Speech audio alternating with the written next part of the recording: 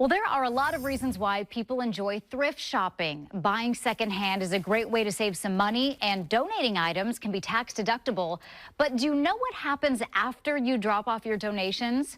I went to the Goodwill bins to find out. It was actually my first time at the bins, and to be honest, it was a little bit overwhelming, but also very fascinating to see how they process donations and get everything into those blue bins.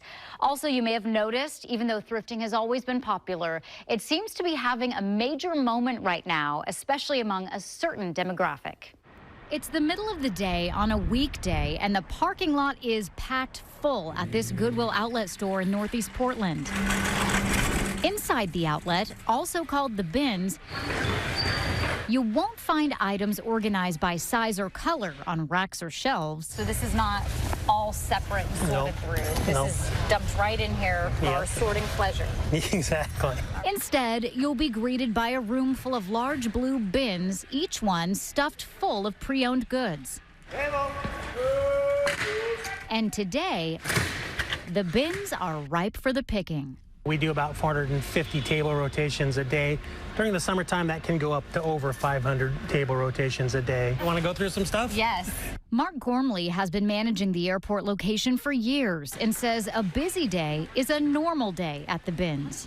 There are shoppers that come in, like I said, that wait in line in the morning and are here until 2 o'clock, 3 o'clock in the afternoon. But recently, Mark has noticed a bit of a shift in the customer base. There's been a lot more younger people doing it now, a lot because of the social media and TikTok and all of that. But before those 80s vintage band t-shirts are hand-picked by Gen Z thrifters, they're just sorting through everything. These secondhand items embark on quite the journey. Our general donations are about 70 customers to 120 customers per day. Oh, wow. That's about how many customers we get of donating.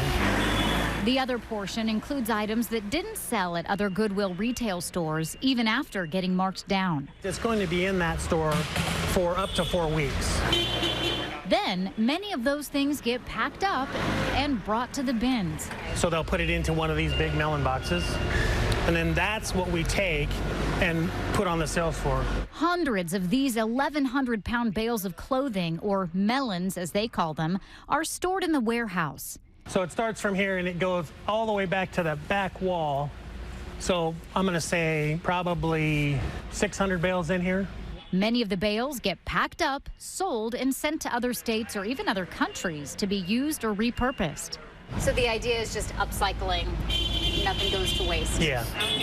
As part of their upcycling mission, Goodwill also allows local nonprofits to come in and pick through leftover donations for free. The warehouse also serves as a storage facility for local Goodwill retail locations where they hold on to seasonal goods.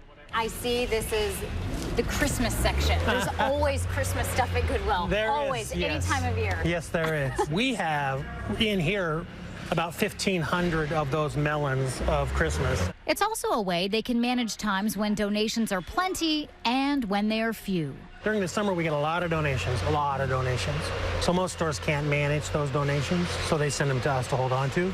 And then as you get out of summer and into the winter time when people don't donate quite as much because of the weather, then they'll start to order this stuff back to the stores. Which brings us back to the bins. How do you decide what ends up in those blue bins to then be brought out there?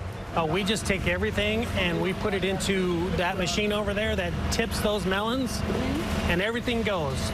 And if you plan to shop at the bins, you should know there are some ground rules. It can be very overwhelming for somebody that comes in that's never been in here before, because there are certain rules that you have to follow. And we'll get into some of those rules. Tomorrow, I'll show you part 2, where I try my hand at shopping at the bins. I'll bring you some expert tips on how to thrift like a pro, and I'll show you what I scored at the bins. I'm excited about that. Very